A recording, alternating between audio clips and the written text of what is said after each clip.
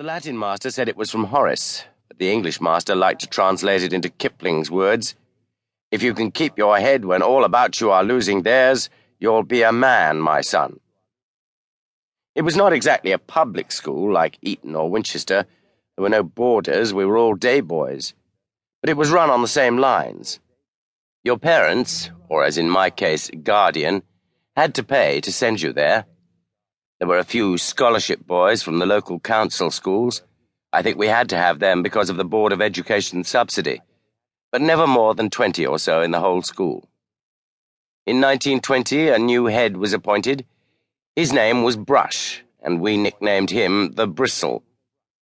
He'd been a master at a big public school, and so he knew how things should be done.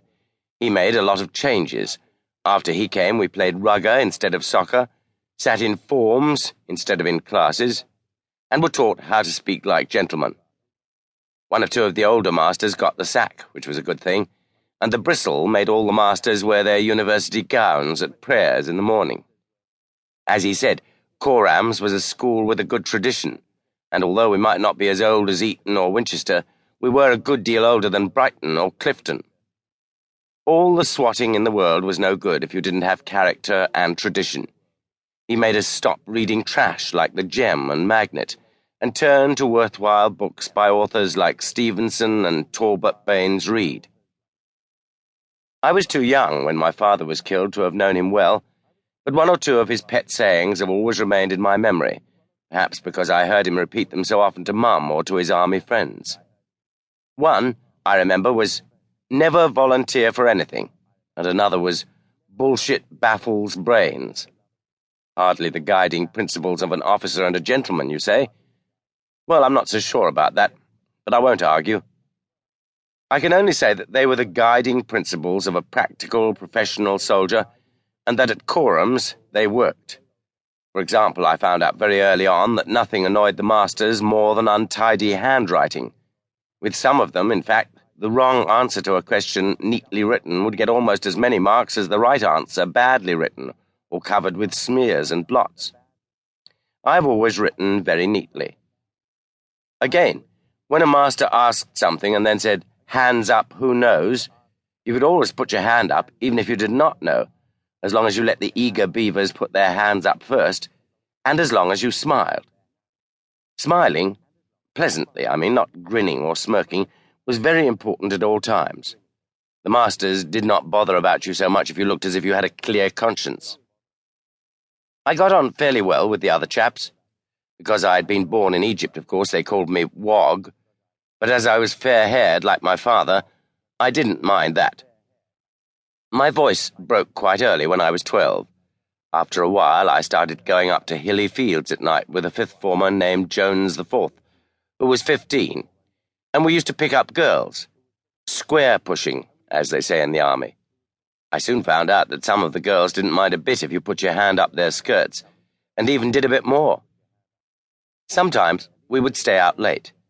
That meant that I used to have to get up early and do my homework, or make my aunt write an excuse note for me to take to school, saying that I'd been sent to bed after tea with a feverish headache. If the worst came to the worst, I could always crib from a boy named Reese and do the written work in the lavatory. He had very bad acne and never minded if you cribbed from him. In fact, I think he liked it. But you had to be careful. He was one of the bookworms and usually got everything right. If you cribbed from him word for word, you risked getting full marks. With me, that would make the master suspicious. I got 10 out of 10 for a chemistry paper once, and the master caned me for cheating. I'd never really liked the man, and I got my revenge later by pouring a test tube of sulfuric acid, concentrated, over the saddle of his bicycle. But I have always remembered the lesson that incident taught me. Never try to pretend that you're better than you are. I think I can fairly say that I never have. Of course, an English public school education is mainly designed to build character, to give a boy a sense of fair play and sound values, teach him to take the rough with the smooth, and make him look and sound like a gentleman. Coram's at least did those things for me. And looking back, I suppose that I should be grateful. I can't say that I enjoyed the process, though. Fighting, for instance, that was supposed to be very manly, and if you did not enjoy it, they called you cowardy custard. I don't think it is cowardly not to want someone to hit you with his fist and make your nose bleed. The trouble was that when I used to hit back, I always sprained my thumb or grazed my knuckles. In the end, I found the best way to hit back was with a satchel, especially if you had a pen or the sharp edge of a ruler sticking out through the flap. But I have always disliked violence of any kind. Almost as much as I dislike injustice.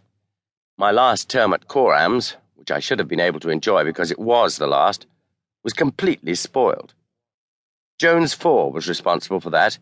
He had left school by then and was working for his father, who owned a garage.